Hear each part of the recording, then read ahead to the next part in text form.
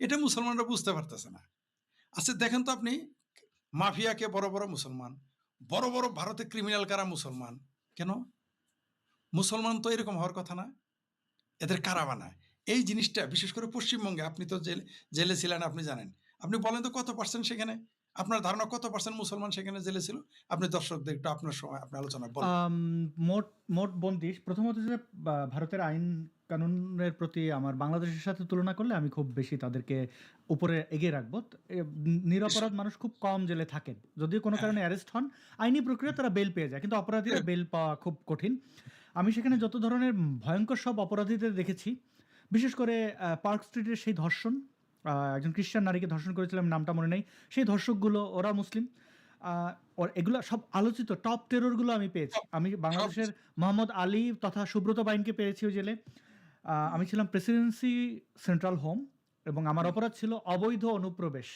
যারা বেশ। আমাদেরকে বলেন ভারতের দালাল, মনে রাখবেন মাসুদ ভাই এখনো জেলে আছেন। হ্যাঁ, আমরা আর ভারতের রাষ্ট্র কাছ জেল থেকে কেটেছে। কোনো হ্যাঁ, সুবিধা পাইনি অসুবিধা ছাড়া। ভারতের পুলিশ কর্তৃক হয়রানির শিকার, বিচার না পাওয়া ছাড়া কোনো এমনকি মোবাইল ফোন ছিনতাই হলে ওটার বিচার পাইনি। মানে পান নাই। ছিনতাইকার এবার জেলের ভেতরে 80-90% মুসলিম। কি বলেন? অপরাধীদের মধ্যে মিনিমাম 80 এবং তাই নাকি? 90% হইতে পারে। হ্যাঁ, কারণ মুসলিম অধ্যুষিত একটা এলাকা ছিল। মানে ওই জেলের ভেতরে আবার পার্টিশন আছে। ওইটার পাকিস্তান বলা হইতো। মানে ওই জায়গাটা সব মুসলিমরা থাকে। চিন্তা এবং করেন। হিন্দু ওয়ার্ডগুলোতে তেমন হিন্দু মানে একদম ফেলে দিলে আমি বলছি এটা 2019 সালের কথা। 2019 এর মে মাসে 19 তারিখে আমি অ্যারেস্ট হয়েছি, যেদিন মমতা ব্যানার্জির এই ইলেকশনের আগের ইলেকশনটা। হুম, আমি ওইদিন ঘোরাফেরা করছিলাম, আমাকে আইডি কার্ড জিজ্ঞেস করেছে পুলিশ। আমি সত্য কথা বলেছি, বাংলাদেশ থেকে আমি বিতাড়িত।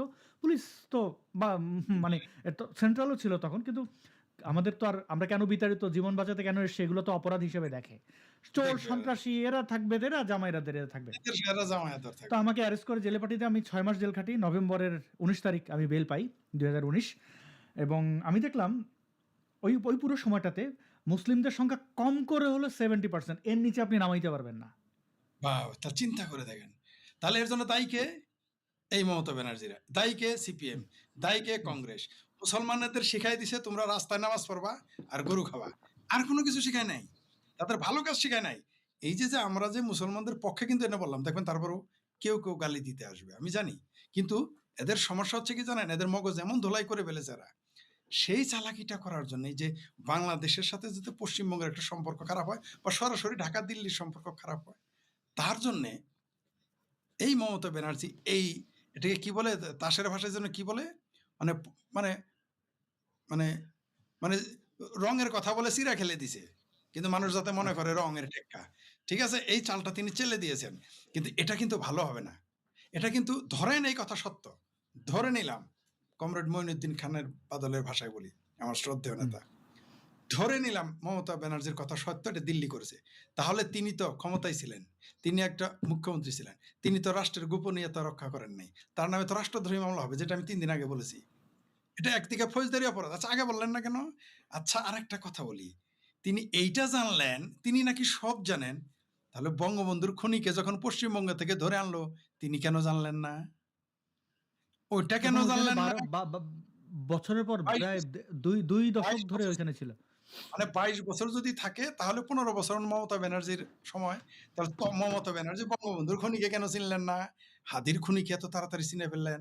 ঘটনা কি? দাল মে কুছ তো কালা হায়। তিনি নাকি তথ্যের ভান্ডার। তিনি বললেন না? তিনি তথ্যের তিনি ভান্ডার। আশ্রয় দিয়ে রেখেছিলেন বঙ্গবন্ধুর খুনিকে।